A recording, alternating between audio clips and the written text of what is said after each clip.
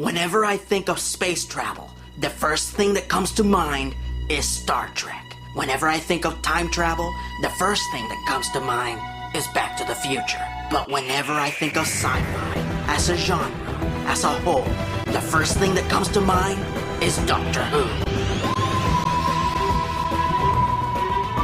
Greetings, fanboys and fangirls, I'm Erod and I'm the Blockbuster Buster. The 50th anniversary of Doctor Who draws near, and I can think of no better time to talk about my favorite spacefaring Time Lord.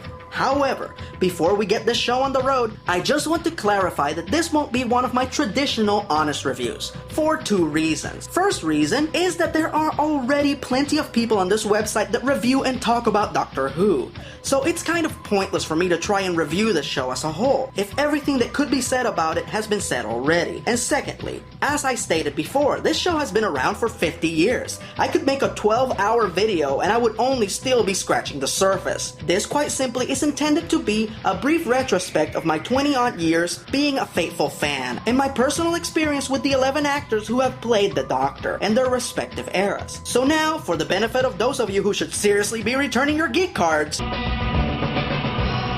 plot.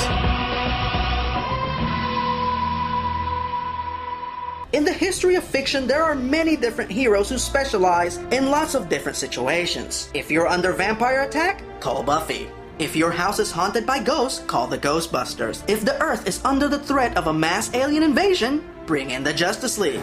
But there is only one hero who specializes in the impossible. Who do you think? He is a man of many faces. His real name is a mystery. We only know him as the Doctor. Hence, the first question. The question that must never be answered. The question that is hidden in plain sight. Doctor Who. The Doctor is an alien, a Time Lord, member of an ancient race who are the keepers of the secrets of time travel.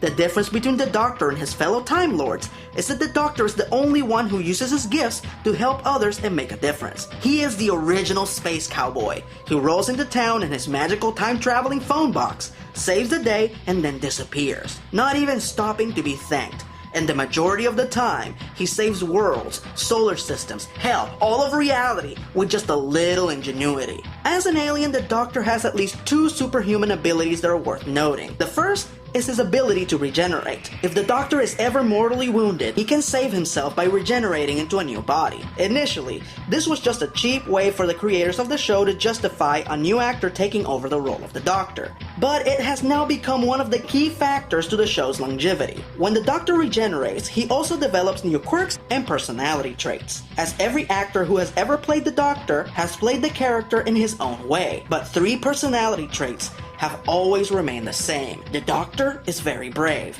he is very heroic, and he's very, very, very smart. The Doctor is so smart, he makes MacGyver look like MacDumbass. The other superhuman ability the Doctor has, which in my opinion is far more impressive than his ability to regenerate, is his uncanny knack for talking incredibly out-of-this-world gorgeous women into joining him in his adventures. How the hell does he do it? The secrets of his appeal to the opposite sex is almost as mysterious as his real name. Lastly, the only other truly important thing you need to be familiar with within the Doctor's mythology is his time machine, the TARDIS, time and relative dimension in space. Well, actually, it's not just a time machine, it's also his spaceship and his home. Where's the TARDIS? It's my home. So yes, the TARDIS is the Enterprise, the DeLorean, and the Batcave all rolled into one. Eat your heart out, boys. Oh, and it's dimensionally transcendental. What the hell does that mean? It's bigger on the inside. Is it? I noticed. So, explain to me how this TARDIS is larger on the inside than the out. All right, I'll show you. It's because insides and outsides are not in the same dimension. Which box is larger? That one.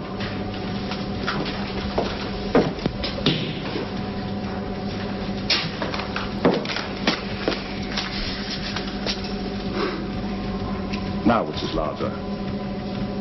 That one. But it looks smaller.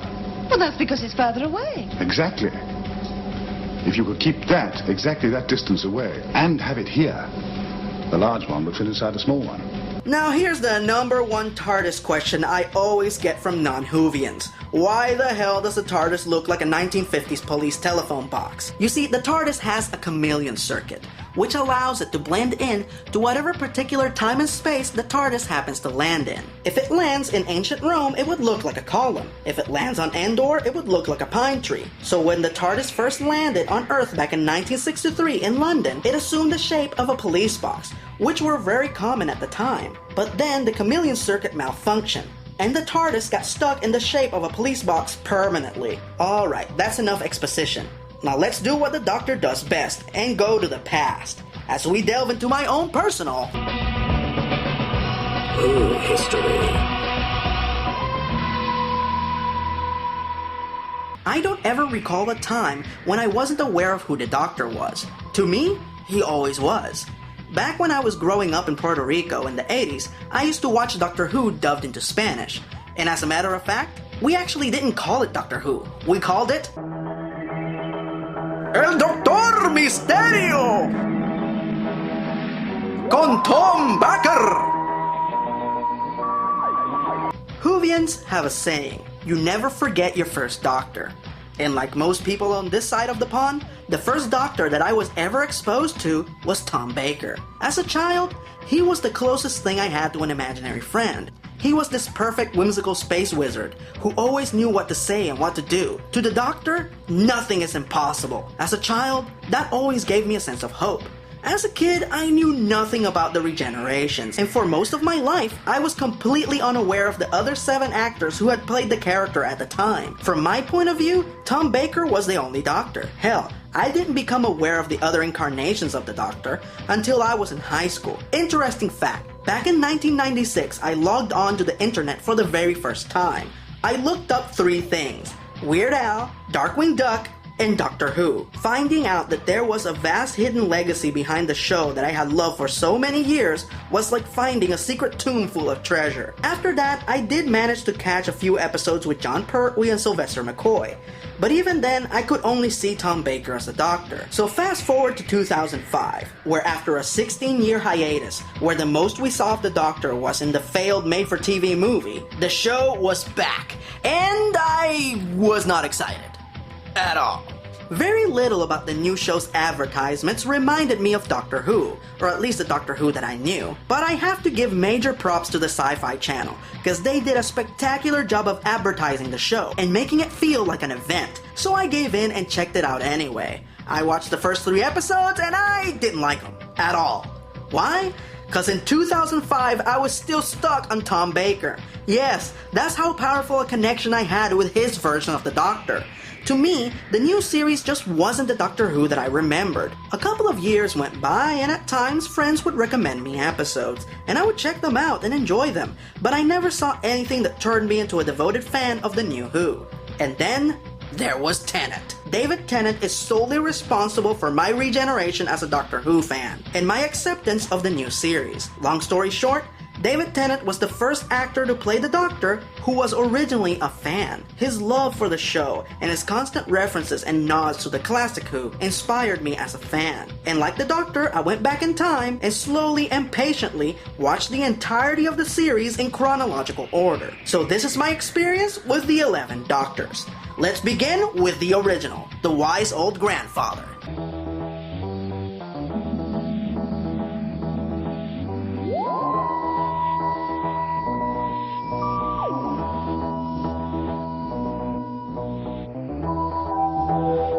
The first Doctor, William Hartnell.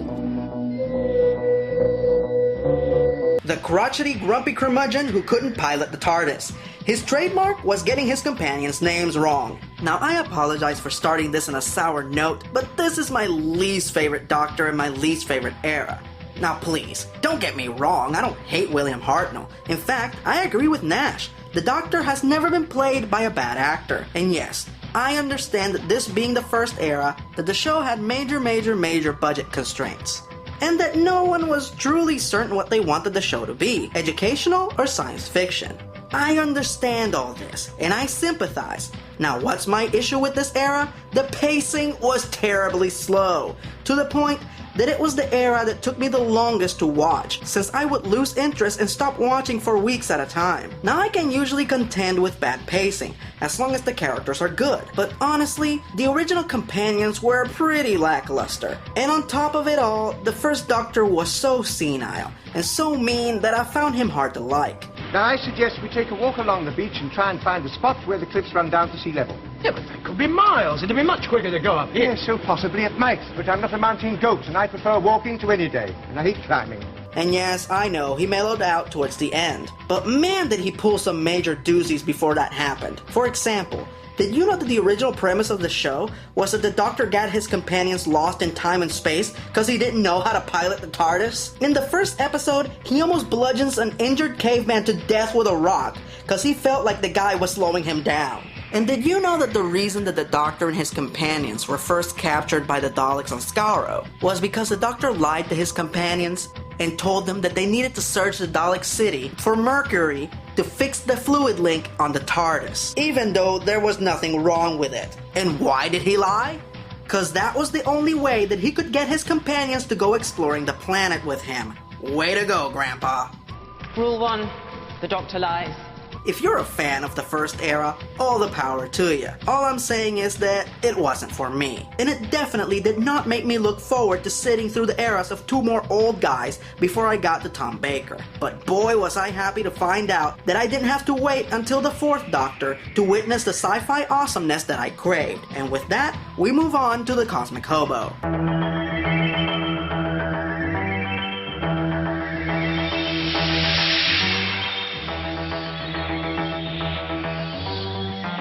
The second Doctor, Patrick Troughton. He is the terrific time-traveling tramp. He hated violence and had a lovable, sweet demeanor. And his trademark was playing the recorder. Catchphrase? Oh, my giddy aunt! Patrick Troughton ushered a lot of the Doctor's trademarks. The sonic screwdriver, unit, his tumultuous relationship with his fellow Time Lords, and most importantly, the tradition of each actor playing the Doctor his own way. The second Doctor was the polar opposite of the first. He was fatherly and kind. He never wanted credit for his good deeds, and he would often save the day with simple misdirection. While the second era was equally as slow-paced as the first, it was made far more enjoyable by Troughton's wonderfully endearing and often comical performance as the second Doctor. He was also the first Doctor whose companions were as multi-layered and as interesting as the Doctor himself. And of course, I'm referring to his final companions, Jamie McCrimmon and Zoe Harriet. Jamie was a badass Scottish Highlander who was all brawn and no brains, but he was unquestionably loyal to the Doctor and would defend him at any cost. Patrick Troughton and Fraser Hines' chemistry was undeniable, and that's why it doesn't surprise me that they worked together for as long as they did. You look very nice in that dress, Victoria. Thank you. Don't you think it's a bit... A bit short? Oh, I shouldn't worry about that. Look at Jamie's. Hey, I'll have you know that... Oh, aye. And let's not forget about Zoe. While Jamie was the brute from the past, Zoe was the girl genius from the future, and they complemented each other admirably. It breaks my heart that the BBC jumped so many episodes from this era, because I would love to see it all in full. But what I did see was great, and made me fall under the impression that it couldn't get any more awesome than this. And then came the delightfully dapper Duke of Danger.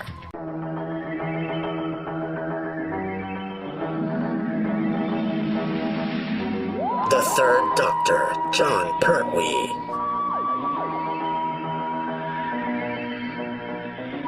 Regenerated and exiled on Earth for breaking the laws of time, the Doctor has no choice but to become a member of UNIT, the United Nations Intelligence Task Force, and help protect the Earth from all manner of alien threats. While the first two Doctors found violence appalling, the third Doctor embraced it with reckless abandon.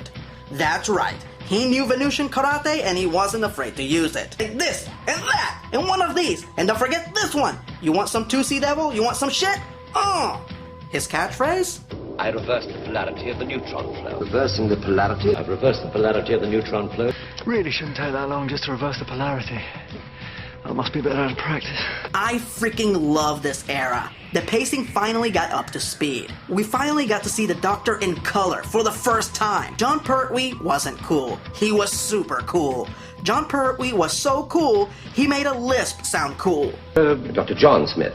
Not only did we get great pacing, action-packed stories, and a kick-ass Doctor, but we had what is, in my humble opinion, the greatest supporting cast Doctor Who has ever had. Every companion during this era was great. The super brainy secret agent Liz Shaw, the dim-witted but indiscriminately adorable hippie Jo Grant, and of course, everyone's favorite intrepid feminist journalist, Sarah Jane Smith, played by the late great Elizabeth Sladen. And of course, you can't talk about the Doctor without bringing up the man who is the Commissioner Gordon to the Doctor's Batman, the Brigadier Alistair Gordon Letteridge Stewart. Hell yeah, Nicholas Courtney, agent of UNIT. Oh, and there's one more guy. He's really important.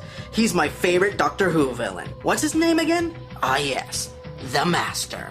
And I mean no disrespect to Anthony Ainley or John Sim, who were both awesome as the Master, but in my humble opinion, Roger Delgado is still the best. He was just a magnificently devious bastard, and I like how he did respect the Doctor. He just had no problem killing him if it suited his needs.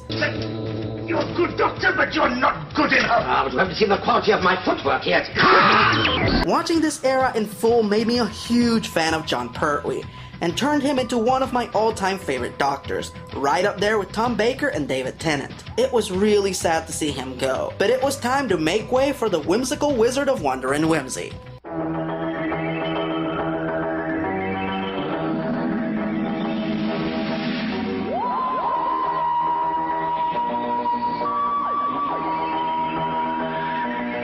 The Fourth Doctor, Tom Baker.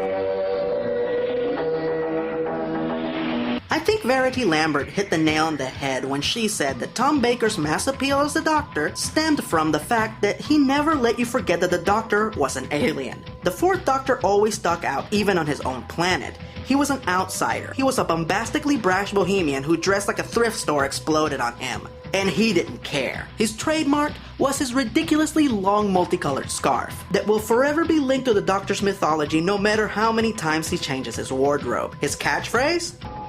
Would you like a jelly, baby? Careful, jelly, baby. Now drop your weapons, or I'll kill him with this deadly jelly, baby. Like I said, Tom Baker was my favorite Doctor for many years, and with good reason. He starred in a lot of my favorite Doctor Who stories, like Genesis of the Daleks, The Talents of Wayne Chan, The Deadly Assassin, and The Invasion of Time. My favorite era of the classic series begins with Jon Pertwee's second season, which introduces the Master, and runs through Tom Baker's first 4 seasons. These 8 seasons, in my opinion, contain the greatest number of consecutive good episodes in the classic series. Even the sonic screwdriver won't get me out of this one. Now let's talk companions. Tom Baker inherited Sarah Jane Smith from Jon Pertwee, and as good as they were together, I feel her chemistry with Tom Baker was a million times better, as they gave the tough Sarah Jane a lot more opportunities to be funny. Forget the Zeus plug, I'll have the sonic screwdriver. Ooh, and boy, am I sick of that sonic screwdriver! Sarah Jane was the first and for many years the only companion that I knew. Strangely enough, as an adult, I found out that I had seen full Doctor Who serials in which Tom Baker had a different companion, and I was under the mistaken assumption that his companion was still Sarah Jane. Her departure was sad, but it was followed by another awesome companion, the ultra-feral and badass cave girl Leela, played by Louise Jameson. Her relationship with the Doctor was hilarious. Doctor? Can I stop now? If you want to. It will not affect this. Affect this? Oh, it's a yo-yo. It's a game. I thought you were enjoying it. Enjoying it? You said I had to keep it going up and down. I thought it was part of the magic. Magic, Leela. Magic? I know. There's no such thing as magic. Exactly. To the rational mind, nothing is inexplicable. Very much in the same vein as My Fair Lady, with the Doctor constantly trying to educate her and trying to lead her away from her heathen ways. These clothes are ridiculous. Why must I wear them? Because you can't go walking around Victorian London in skins. You'd frighten the horses. But Leela was as beautiful as she was deadly.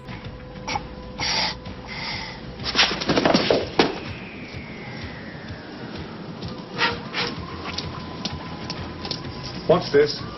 The James Thorne? Yes, I thought I told you not to carry... He was trying to kill you. Oh.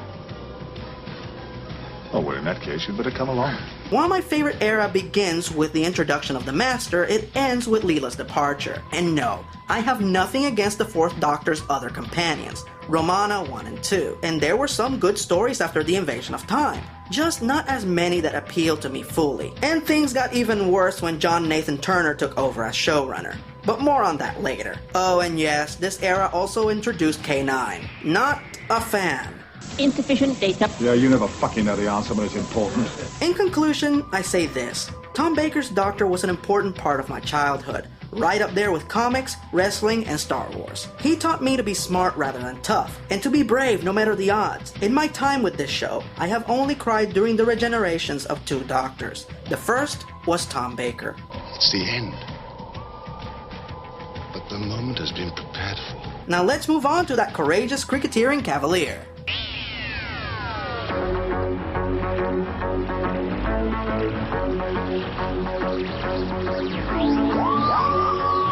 The 5th Doctor, Peter Davison.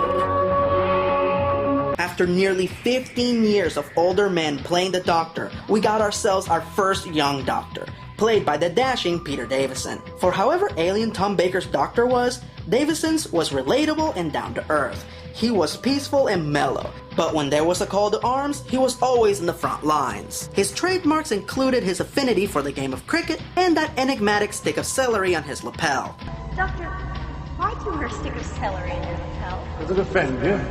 No, I'm just curious. Safety precaution. I'm allergic to certain gases in the praxis range of the spectrum.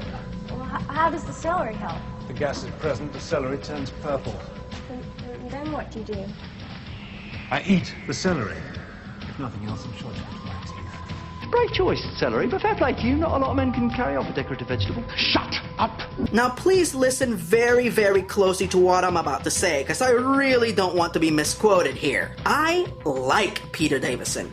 I think he is a fine choice to play the Doctor. In fact, I was beside myself when he did that crossover charity special with David Tennant. What I'm not a big fan of is his era, in which once again the pacing slowed down to a crawl. Even Peter Davison himself agrees that the writing wasn't that great, and that if more stories would have been as good as his final episode, The Caves of Adrazzani, he would have stuck around for more than 3 seasons. This trend of slow-paced, poorly written stories did not begin with Peter Davison's era. It actually started during Tom Baker's last 2 seasons, when the aforementioned John Nathan Turner took over, and all the changes that were made to the show were pretty much cosmetic, as opposed to improving the writing or the production value of the series.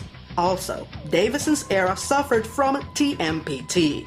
Too many people in the TARDIS! Holy shit did this guy have a lot of companions. Tegan, Nisa, Turlo, Chameleon the expensive paperweight, and Edric that know-it-all bastard. Kind of hard to develop characters when you have way too many of them running around. Now, does this mean that I didn't like any of the stories during this era? No. There were still some great ones, like Earthshock, the Audrid Undead, the Resurrection of the Daleks, and the 20th anniversary multi-doctor special, The 5 Doctors. Ultimately, Davison did his best with what he had, and he performed admirably. Now let's move on to the eloquent, eccentric, egotistical cat badge enthusiast.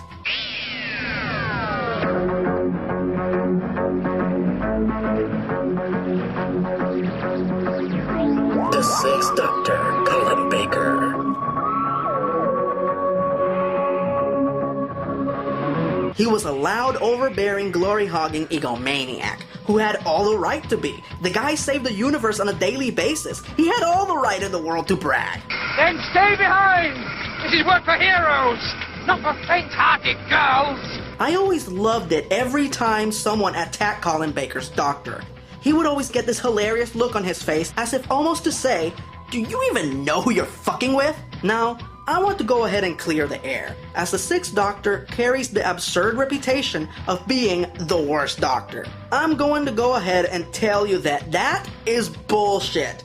Colin Baker is awesome. Yes, his premiere episode, The Twin Dilemma, is one of the worst in the entirety of the series. Yes, his costume is an eyesore. You can't go out dressed like that. Yes, his continuity is a nightmare. And yes, his regeneration was really haphazard and underwhelming.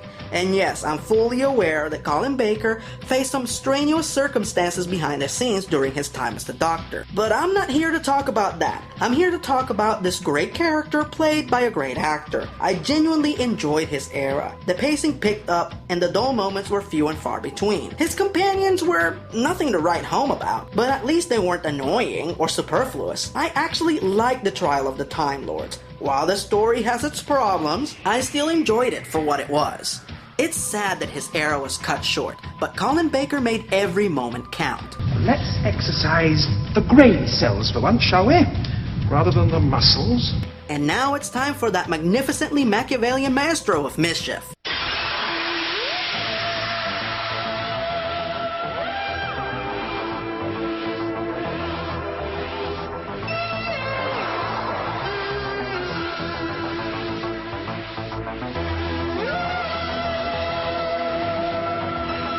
The Seventh Doctor, Sylvester McCoy. There is a reason why Linkara worships the ground this man walks on. That is because he's awesome squared. Cool guys don't look at explosions. They blow things up and then walk away.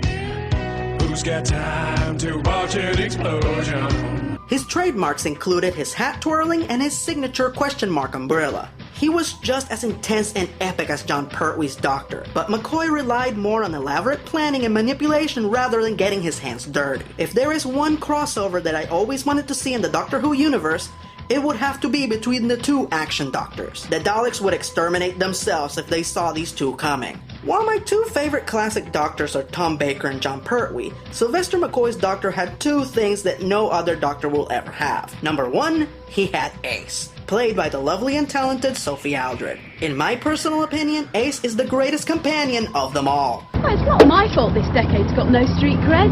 She is a teenage girl who is an explosives expert.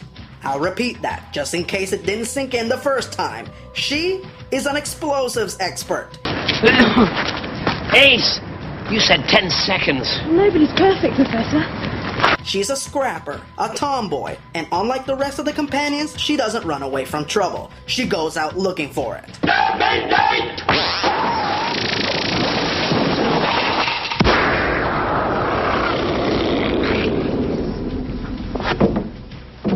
You destroyed it. I aimed for the eyepiece.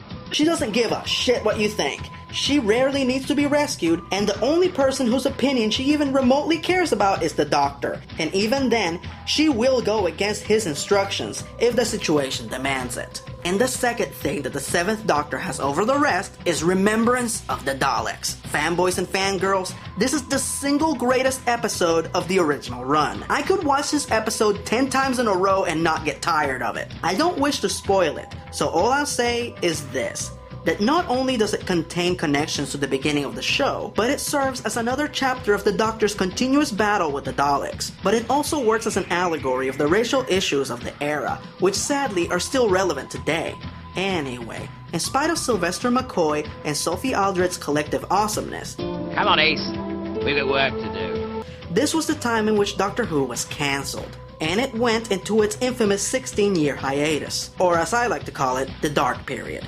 But amidst the darkness, a shining light appeared in the horizon. The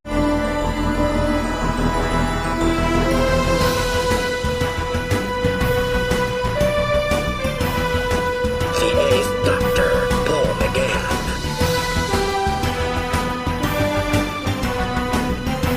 Now, Paul McGann only played the Doctor in a made-for-TV movie, which aired on Fox. This movie aired while I was still in high school, and I would have gladly watched it, but I missed it. Why? Because Fox did a really shitty job advertising it. Luckily, I did get to see it about a year later when a friend let me borrow a bootleg copy on VHS. For the most part, I really enjoyed the movie. It has my favorite version of the TARDIS interior, as well as my favorite version of the theme.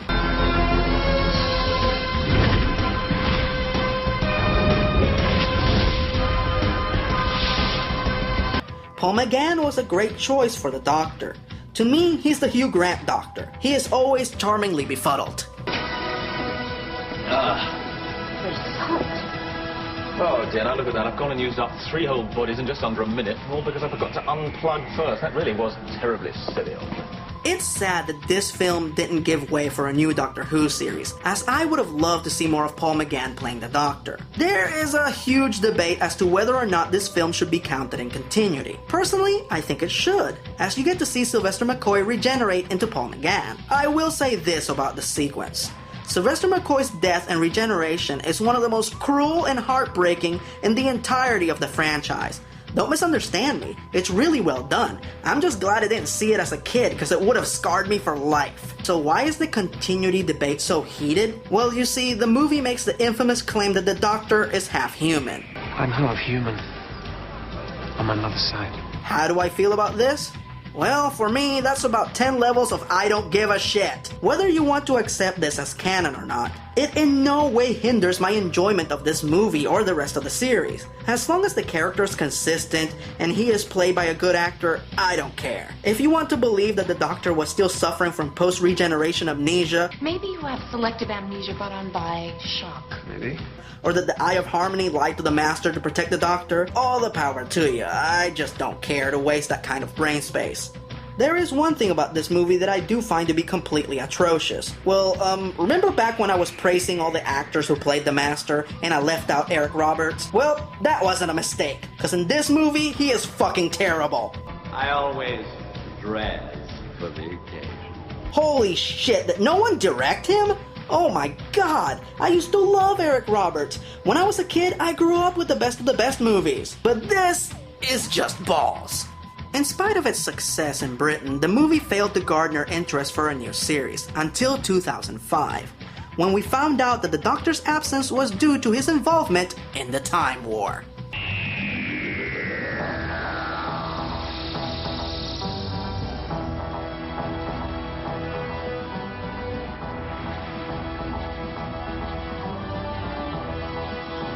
The Ninth Doctor, Christopher Eccleston.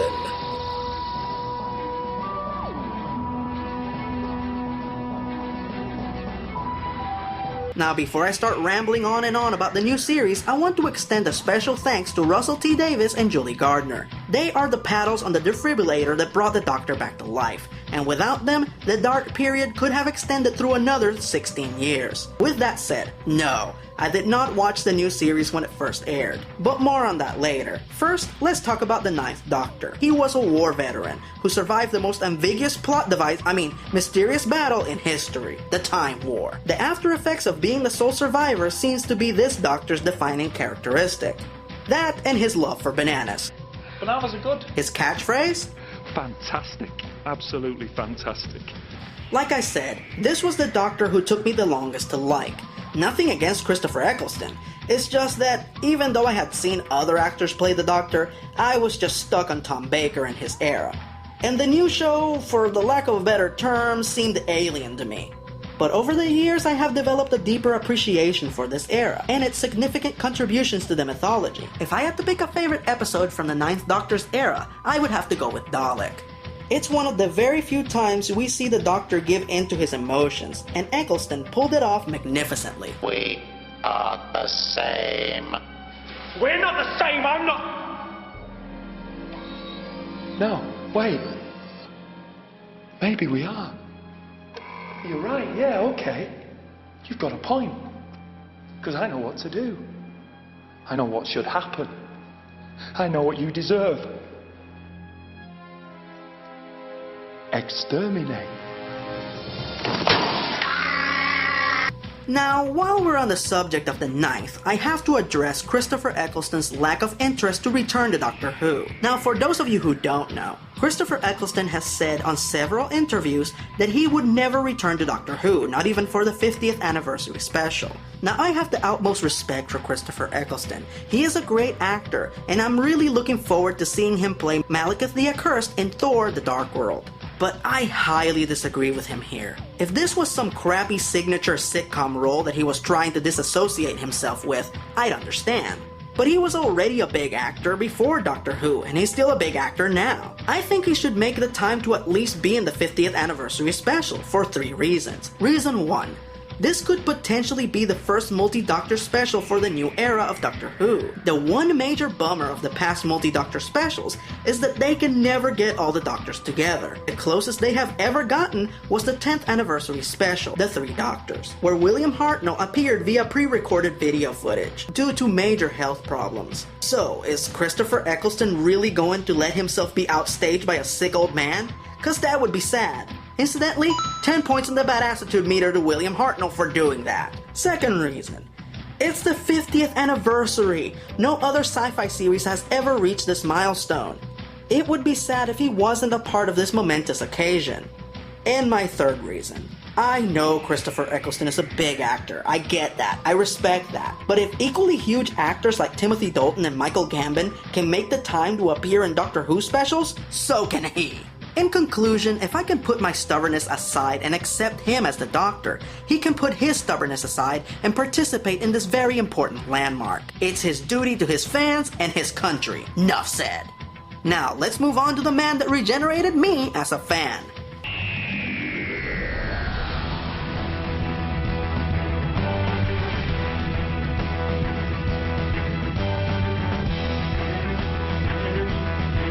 The 10th Doctor, David Tennant. He is the fantastically fearless foxy philosopher. And did I mention that the ladies love the 10th?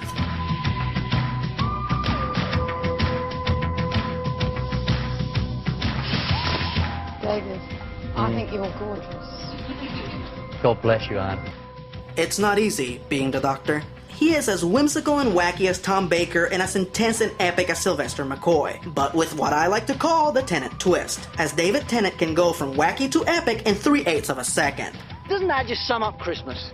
You go through all those presents, and right at the end, tucked away at the bottom, there's always one stupid old Satsuma. Who wants Satsuma? No second chances. Trademark? Smell. Catchphrase? The saying, Captain. A phrase of great power and wisdom, and consolation to the soul in times of need. What's that then? Allons-y! Allons-y! Allons-y! Allons-y! I'm sorry? It's French, but let's go. To explain my admiration of the 10th, I would have to go back to the beginning.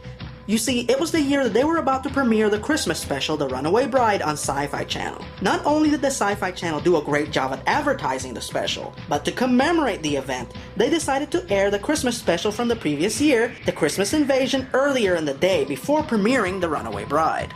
Christmas Invasion just so happens to be David Tennant's first episode as the Doctor. At this point, I had heard a lot of great things about Mr. Tennant, so I figured, what the hell, I'll check it out.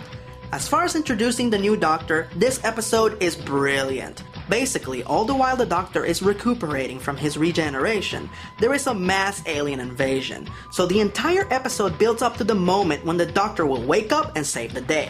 The situation gets worse and worse, to the degree that you are just begging for the Doctor to wake up already. And when he does, it's glorious. Christmas Invasion is my favorite episode of the Tennant era. Is it the best episode? No. But it just holds a special significance to me. It was the episode that regenerated me as a fan. It is the episode that introduced me to David Tennant, who is now one of my top 5 favorite actors. And it finally helped me get over Tom Baker and accept somebody new as my favorite Doctor. That's right. David Tennant is my favorite Doctor, even though I'll never forget my first. He effortlessly saves the day without even changing out of his pajamas, and when he does, he puts on the coolest duds the Doctor has ever worn. I love the 10th Doctor's costume. A sharp pinstripe suit, tie, Converse sneakers, and that awesome coat. I suddenly understand Cruella de Vil, cause I would skin 101 Dalmatian puppies for a coat like that. Suck it, PETA! I love that coat. Janis Joplin gave me that coat. For the first time in my 20-odd years watching Doctor Who, not only did I look up to the Doctor, but I could relate to him. He wore product in his hair, like me. Great hair. Some really great hair. He was a fast-talking exposition machine, like me. He used random pop culture references, like me. Back to the Future. It's like Back to the Future. The film. No, the novelization. Yes, the film. It's like this character was custom made to appeal to yours truly. This era saw the return of Sarah Jane Smith, and let me tell you, that dumbfounded look of admiration on David Tennant's face when he first sees Sarah Jane in the episode was plastered all over my face as well. I love Elizabeth Sladen, and I do miss her. Oh, and K9 was there too. Hooray. This episode also has one of my all-time favorite actors, Anthony Stewart Head, playing the villain, Mr. Finch. The short exchange between him and David Tennant, as simple as it may be, is one of my favorite moments in the entire show. Like two generals discussing terms before battle. Declare war on us, Doctor. I'm so old now. I used to have so much mercy. The one character from the original series who I was always disappointed never made a cameo was Nicholas Courtney as the Brigadier Letridge Stewart. So I was very, very pleased when they introduced Gemma Redgrave as Dr. Kate Stewart, the Brigadier's daughter. I'm happy that they are continuing his legacy. Oh, and the coat, the scarf, and the hands in the pockets was a nice touch. I guess this would be a good time to discuss the companions of the new series. Let's begin with the inherited companion, Rose Tyler. I was never a big fan of Rose. Again, nothing against Billie Piper. I'm talking about the character here. She just seemed like such a flighty girl. She takes off with this strange man and completely ditches her boyfriend and her mother. She breaks the laws of time to get her dead father back, and then when she does get him back, she tries to ditch him too. She is the Doctor's buddy until he regenerates into the younger and more handsome David Tennant. And now she's in love with him? Superficial much? And just to put the sprinkles on the sundae, she ends up hooking up with a clone of the Doctor. Not the person she allegedly fell in love with, but a clone of the person she allegedly fell in love with. Even Billie Piper herself admits that this was pretty fucked up. After Rose, there was Martha, who was the complete opposite. She was so goody-goody she made you cringe. Her only discernible flaw was that she was hopelessly in love with the Doctor. Really? We're gonna do this again? Okay.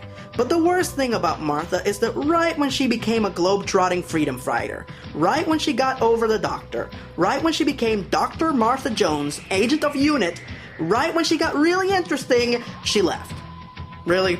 She just leaves now. The last time we see her, she is having a gun battle with a Centauran. That is the Martha Jones I wanted to see traveling with the Doctor, not the compliant little girl with a severe case of puppy love. And then there was Donna, played by famed comedian Catherine Tate. Donna fell under a great deal of scrutiny after she was chosen as the companion, and I do get the fan trepidation. It would be like going from Kristen Cruick to Molly Shannon. But the fact of the matter is, Donna was awesome.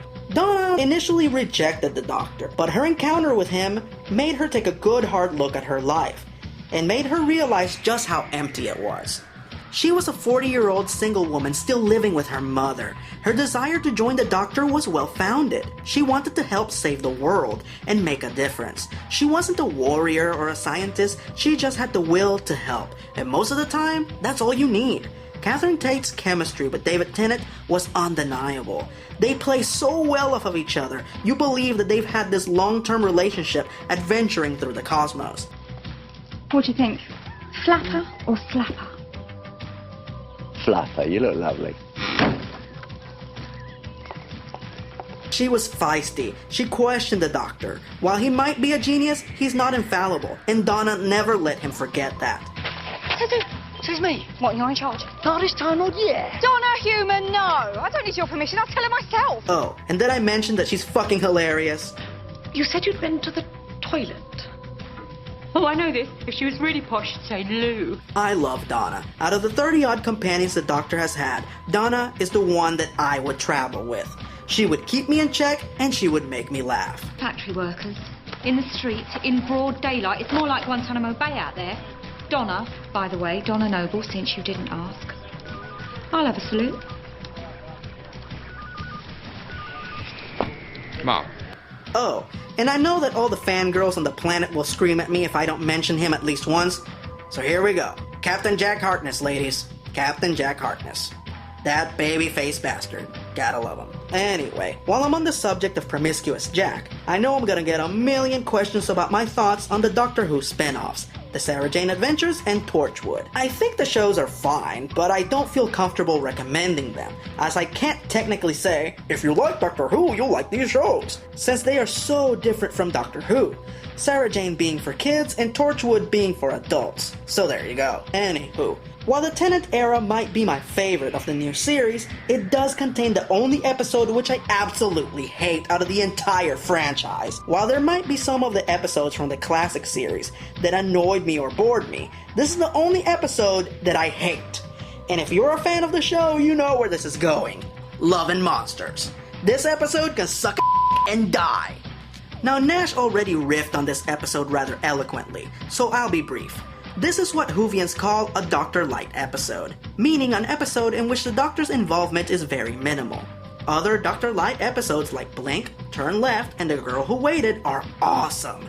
This one is a piece of shit that should burn in hell. The episode follows a group of people who have had encounters with the Doctor, and how the encounters affected their lives. Now this sounds like a great idea. The problem is that these are the most annoying, sad group of douchebags imaginable. I wouldn't want to spend 4 seconds with these dicks, let alone 44 minutes. For more on why this episode blows, I will once again refer you to Nash's review. Trust me, if you've seen the episode, it's therapeutic. As much as I miss David Tennant as the Doctor, I respect his decision to leave the show. He gave us 3 great seasons, 2 lackluster but entertaining animated specials, and 4 kick-ass feature-length specials which close his tenure as the Doctor. Plus, he has proclaimed on many occasions that he would gladly return to do the 50th anniversary, as long as the story is right. So as a fan, I can't complain. And like I said before, I only cried when 2 Doctors regenerated. The second was David Tennant.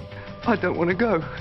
He didn't overstay his welcome, and by leaving, he made the transition of Stephen Moffat as the new executive producer and head writer smoother than a baby Slatine's bottom. Alright, the 11th hour is upon us. It's time for the TARDIS's current resident.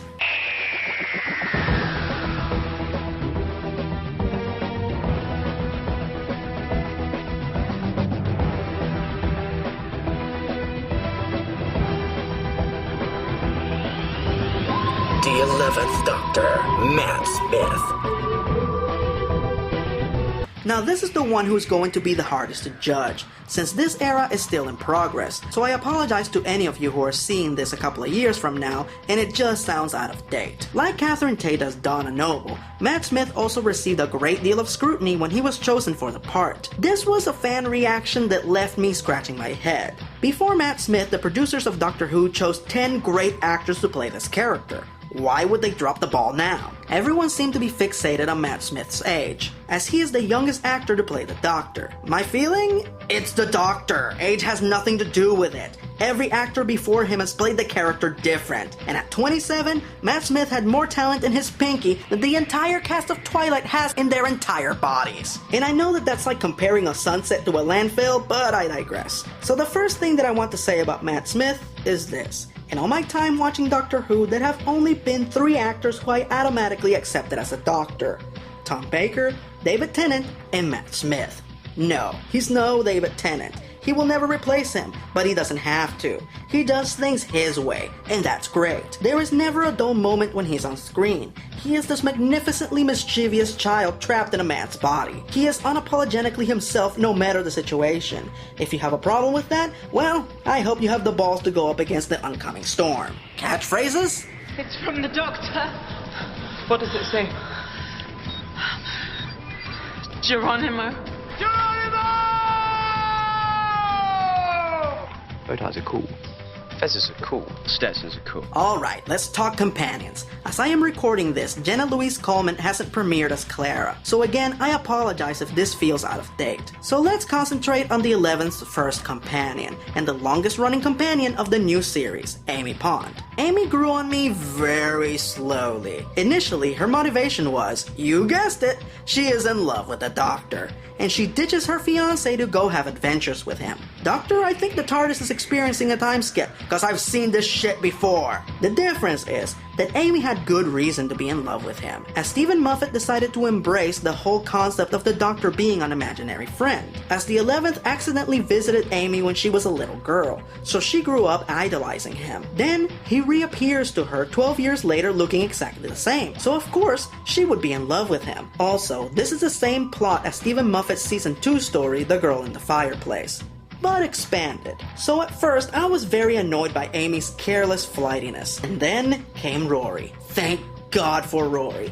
Rory Williams is Amy's fiancé, who just so happens to be the nicest, most loyal guy on the planet Earth. This guy will do anything for her. Anything.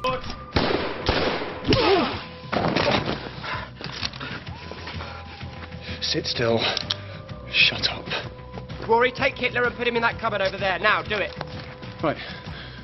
Putting Hitler in the cupboard. Eventually, Amy opens her eyes and realizes that the perfect man is right in front of her, and that maybe she shouldn't wait around for a guy who's just gonna take off in his time machine with the next pretty thing that just so happens by. Amy's transformation from guiltless, impulsive vamp to a noble hero and devoted wife is a beautiful thing to witness. And this year, it was sad to see the pawns go. Also, Karen Gillan's performance in The Girl Who Waited is astonishing. I hope to God she got an award for that. And of course, I can't talk about the 11th Doctor's era without mentioning River's song. Hello, sweetie. Oh, baby. Alex Kingston, you're a goddess. One alpha meson burst through your eye stalk would kill you stone dead. Records indicate you will show mercy. You are an associate of the Doctor's. I'm River Song. Check your records again. Mercy. Say it again. Mercy. One more time. Who is River Song, you might ask? Well, it would take a 40-minute video for me to fully explain that. If you want to know more about her, you have to watch the show. So all I'll say is this. She is the closest thing the Doctor has ever had to a love interest. She is a badass, time-traveling, alien-fighting archaeologist. She, on her own, gets 10 points on the badassitude meter. So, what kind of doctor are you? Archaeology. Laura Croft, eat your heart out. Also, I know I'm gonna get this question a lot, so here it goes. My favorite villain is the Master. Laser screwdriver. Who'd have Sonic? And my favorite monster are the Weeping Angels. Them motherfuckers are scary, yo! I always hear stories of people watching Doctor Who from behind the couch because they were afraid of the monsters. That never happened to me. Are you kidding? I grew up with Freddy Krueger and Pinhead. This shit was not going to scare me. So for me to admit as an adult that the Weeping Angels creep me out is pretty big. In short, I don't know what the future may bring for the Doctor, but for the moment, the future is in really good hands, as we continue to witness the battle between intellect and romance against brute force and cynicism. Right, Doctor? Absolutely. So what will happen Saturday, November 23rd, 2013 on the 50th anniversary of the longest running sci-fi series of all time? Will we get the multi-Doctor special we've been waiting for? Will we see the much anticipated return of the Master? Will we finally see Paul McGann regenerate into Christopher Eccleston? Will they finally show that damn Time War that everybody's always talking about but they never show? Or will they finally answer the first question? The question that must never be answered. It is plain sight. The question you've been running from all your life. Doctor Who? Doctor Who? Doctor Who?